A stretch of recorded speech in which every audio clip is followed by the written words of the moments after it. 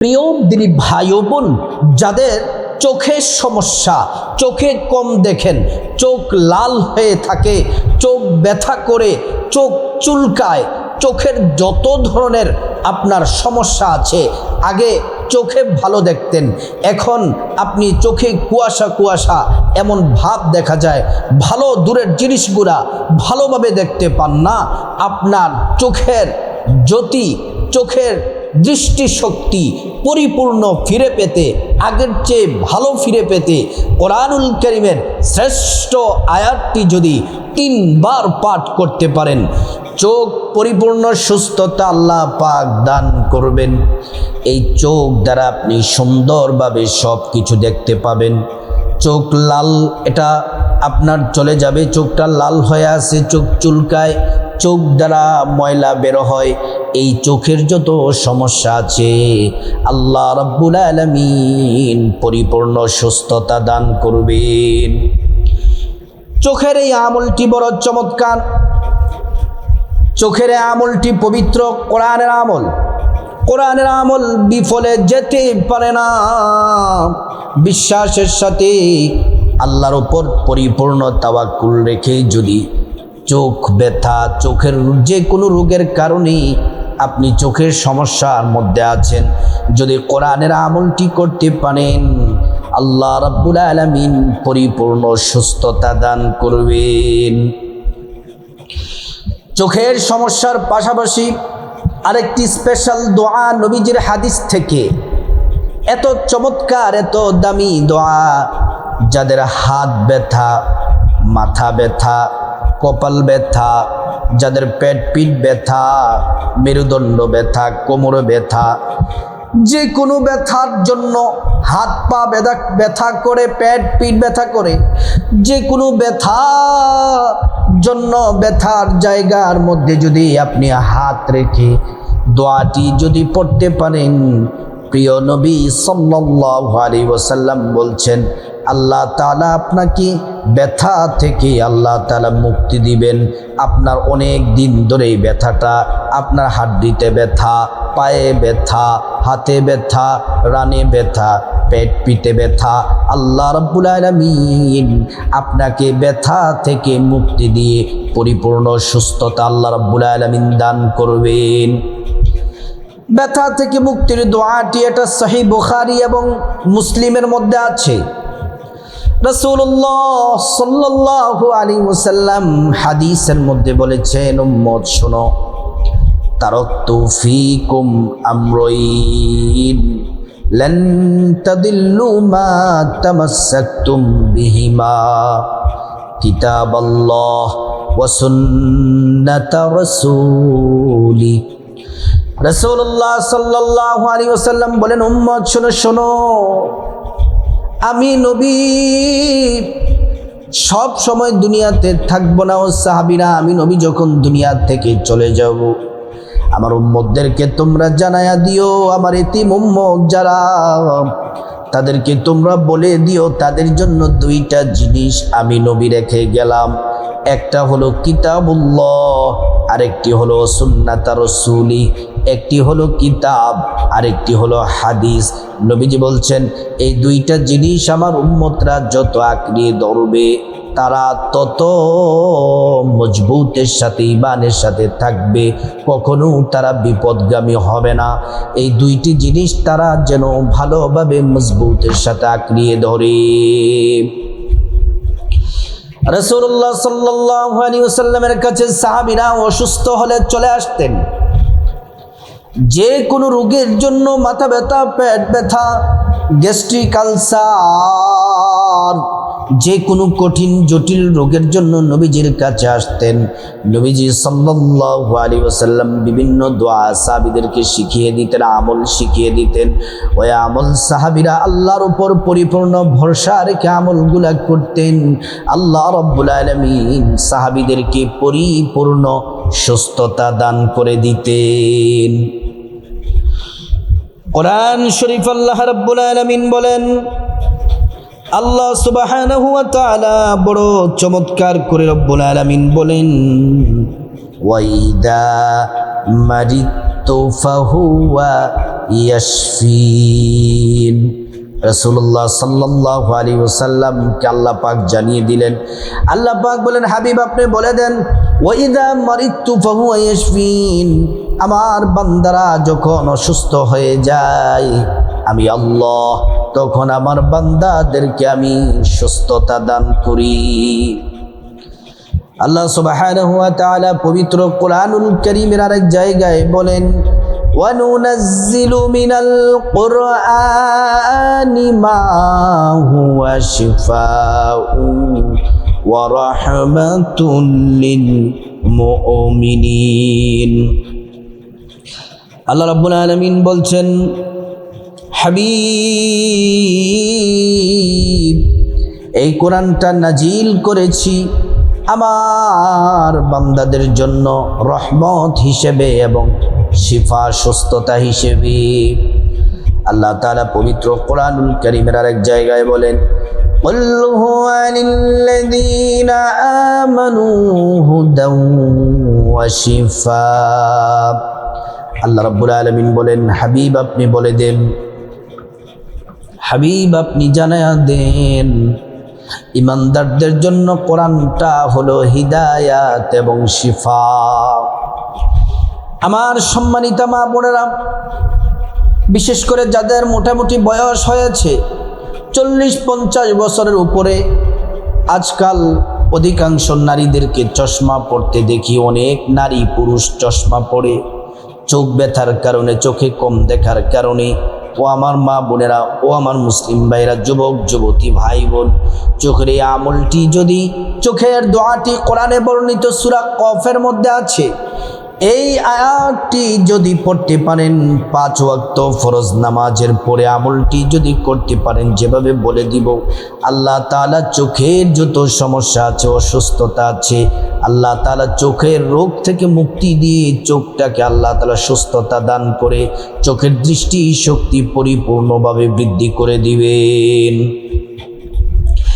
এই আমলটি করতে হবে 5 ওয়াক্ত ফরজ নামাজের পরে, ফজরের পরে, জোহরের পরে, আসরের পরে, মাগরিবের পরে, এশারের পরে। ফজরের 2 রাকাত ফরজ নামাজ পড়ে, জোহরের ফরজ 4 রাকাত নামাজ পড়ে, আসরের 4 রাকাত ফরজ নামাজের পর, মাগরিবের 3 রাকাত ফরজ নামাজের পর, এশার 4 রাকাত ফরজ নামাজের পর। প্রিয় সম্মানিত মা বোনেরা আমার, নামাজ পড়ার আগে ভালো করে অজু করে নেবেন। অজু করলেও চোখের জ্যোতি বাড়ে, আল্লাহ চেহারার মধ্যে নূর দেন। আল্লাহ তাআলা অজুটাকে ভালোবাসেন। অজু যারা করে তারা পবিত্র হয়ে যায়। আর পবিত্র যারা থাকে, ইন্নাল্লাহা ইউহিব্বুত তাওয়াবিনা ওয়া ইউহিব্বুল মুতাতাহহিরিন। আর 5 ওয়াক্ত নামাজের আগে অজু করার জন্য আল্লাহ রাব্বুল আলামিন নির্দেশ দিয়েছেন। আল্লাহ পাক বলেন ইয়া আইয়ুহাল্লাযীনা আমানু ইযা কুমতুম ইলাস সালাতি ফাগসিলু ওয়ুজুহাকুম। আল্লাহ রাব্বুল আলামিন বলছেন ও ঈমানদারেরা, তোমরা নামাজে দাঁড়ানোর আগে তোমরা সুন্দর করে ওযু করে নাও, পবিত্র হয়ে নাও। ওযুটা সুন্দর করে করবেন নবীর তরিকা মতো। ওযু করার শুরুতে পড়ে নিবেন বিসমিল্লাহির রহমানির রহিম। ওযুটা সুন্দর করে করলে আল্লাহ তাআলা 2টা পুরস্কার দিবেন। 1 নাম্বার পুরস্কার হলো ওযুর পানির সাথে গুনাহগুলা সব ঝরে ঝরে পড়ে যায়। 2 নাম্বার পুরস্কার হলো আল্লাহ রাব্বুল আলামিন হাসরের ময়দানে ওযুর অঙ্গ প্রত্যঙ্গগুলার মধ্যে আল্লাহ তাআলা নূর দিয়ে দিবেন। নূরে চমকাতে থাকবে পেয়ারা নবীজি সাল্লাল্লাহু আলাইহি ওয়াসাল্লাম আমাদেরকে দেখেই চিনে ফেলবেন, আল্লাহর কাছে নিয়ে যাবেন, সুপারিশ করে আল্লাহর জান্নাতে পৌঁছে দিবেন। সুবহানাল্লাহ। প্রিয় দিনী ভাই ও বোন, ওযুটা শেষ করে পশ্চিম আকাশের দিকে তাকিয়ে আঙ্গুলটা উঁচু করে একবার কালিমে শাহাদাত পড়বেন। আশহাদু আল্লা ইলাহা ইল্লাল্লাহু ওয়াহদাহু লা শারীকা লাহ ওয়া আশহাদু আন্না মুহাম্মাদান আবদুহু ওয়া রাসূলুহু। কালিমে শাহাদাত পড়লে কি হবে? আল্লাহ তাআলা জান্নাতের ফেরেশতাদেরকে বলেন, ও জান্নাতের ফেরেশতারা, জান্নাতের গেটগুলা খুলে দাও, দরজাগুলা খুলে দাও। আমার বান্দারা যে দরজা দিয়ে মনে চায় সে দরজা দিয়ে জান্নাতে প্রবেশ করবে আর জান্নাতের নাজিলে আমদ ভোগ করবে। সুবহানাল্লাহ। প্রিয় দিনী ভাই ও বোন, অজুটা সুন্দর করে করলেন, 5 ওয়াক্ত নামাজ পড়বেন, ফজর, জোহর, আসর, মাগরিব, এশা, 5 ওয়াক্ত ফরজ নামাজের পরে নামাজের সালাম ফিরিয়ে কারুর সাথে কোনো কথা বলা যাবে না, কারুর সাথে কথা বলা যাবে না। চুপচাপ করে প্রথমে 3 বার মনে মনে দুরূদ শরীফ পড়বেন, সাল্লাল্লাহু আলাইহি ওয়াসাল্লাম, সাল্লাল্লাহু আলাইহি ওয়াসাল্লাম, সাল্লাল্লাহু আলাইহি ওয়াসাল্লাম। দুরূদ শরীফ পড়লেও কিন্তু চোখের জ্যোতি বাড়ে, চোখের দৃষ্টি বাড়ে, চোখ লাল কমে যায়। আল্লাহ তাআলা চোখটাকে ভালো রাখবেন।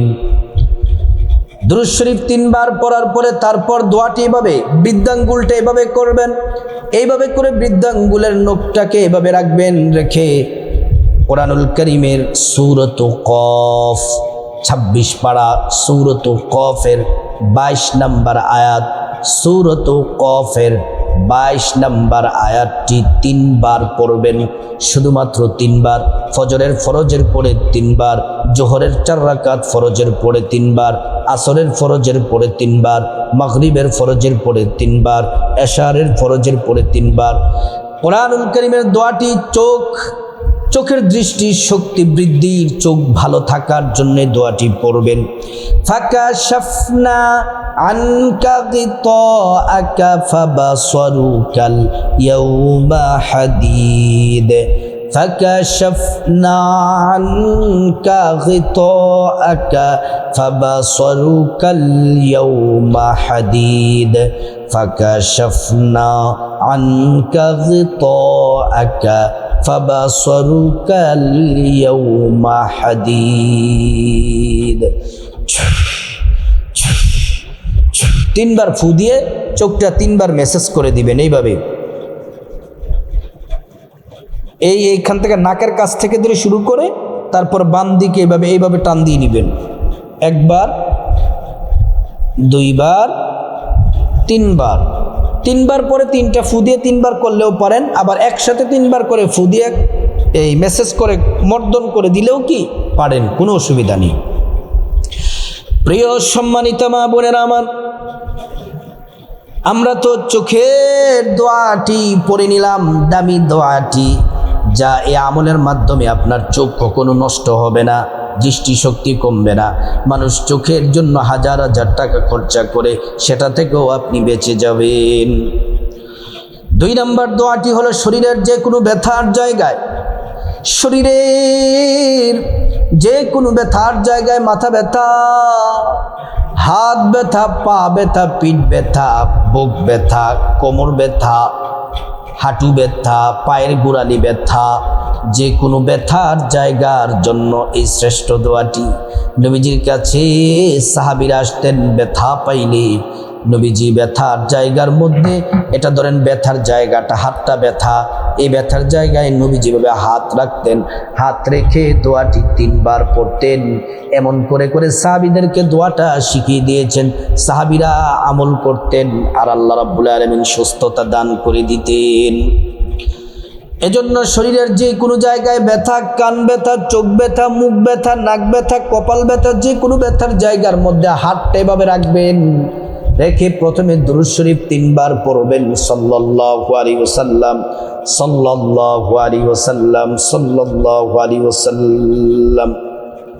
3 বার পড়ার পর তারপর ব্যথার জায়গায় হাত রেখে দোয়াটি পড়বেন, আউযু বিল্লাহি ওয়া কুদরতিহি মিন শাররি মা আজিদু ওয়া উহাজির,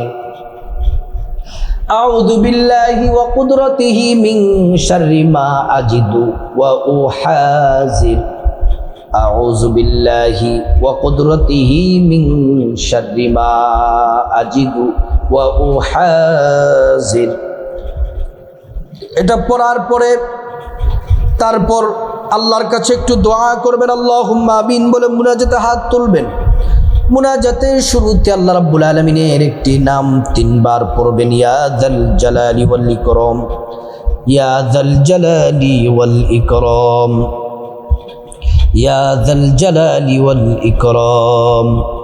নবীজি সাল্লাল্লাহু আলাইহি ওয়াসাল্লাম কসম করে বলেছেন যে আল্লাহর হাতে আমার জীবন মরণ, ওই আল্লাহর কসম, আল্লাহ তাআলা এই ইসমে আজম আল্লাহ পাকের নামটি পড়লে একটা দোয়া আল্লাহ পাক ফিরিয়ে দিবেন না, প্রত্যেকটা দোয়া আল্লাহ রাব্বুল আলামিন কবুল করবেন। তারপর আল্লাহর কাছে আপনার জীবনের গুনাহ মাফ চাইবেন, মা বাবা ভাই বোন স্ত্রী ছেলে মেয়ে আপনজন আত্মীয় স্বজন সবার গুনাহ মাফ চাইবেন, প্রত্যেকের গুনাহগুলো আল্লাহ রাব্বুল আলামিন মাফ করে দিবেন। তারপর রব্বুল আলামিনের কাছে খাসভাবে আল্লাহর কাছে বিপদ থেকে মুক্তি চাইবেন, ঋণ থেকে, অভাব অনটন থেকে, জাহান্নাম থেকে, আযাব গজব থেকে মুক্তি চাইবেন। আল্লাহ তাআলা প্রত্যেকটা বিপদ দূর করে দিবেন। তারপর আল্লাহ রাব্বুল আলামিনের কাছে খাসভাবে যা কিছু প্রয়োজন চাইবেন, টাকা পয়সা, ধন দৌলত, রিজিক, খাবার দাবার, নেক হায়াত, নেক সন্তান, নেক পরিবার, পরকালে জান্নাত চাইবেন। আল্লাহ তাআলা প্রত্যেকটা দোয়া আল্লাহ রাব্বুল আলামিন কবুল করে নেবেন। তারপর রব্বুল আলামিনের কাছে খাসভাবে আপনার মা বাবা আত্মীয় স্বজন পূর্বপুরুষদের জন্য দোয়া করবেন, আল্লাহ তাআলা তাদেরকে ক্ষমা করে জান্নাতবাসী করে দিবেন। তারপর আল্লাহর কাছে দোয়া করবেন, আল্লাহ আমার চোখের যত সমস্যা, চোখে কম দেখা, পানি পড়া, চোখ লাল হয়ে যাওয়া, চোখ দিয়ে ময়লা পড়া, চোখে কম দেখা, চোখের যত সমস্যা আছে আল্লাহকে বলবেন, আল্লাহ তাআলা সুস্থতা দান করবেন। তারপর আল্লাহর কাছে আপনি আপনার যে শরীরে ব্যথা বেদনা থেকে মুক্তি চাইবেন, আল্লাহ সুস্থতা দান করবেন। আল্লাহ রাব্বুল আলামিন এই শ্রেষ্ঠ আমলটি, নবীজির শিখানো শ্রেষ্ঠ আমলটি করার আল্লাহ পাক তৌফিক দান করুন।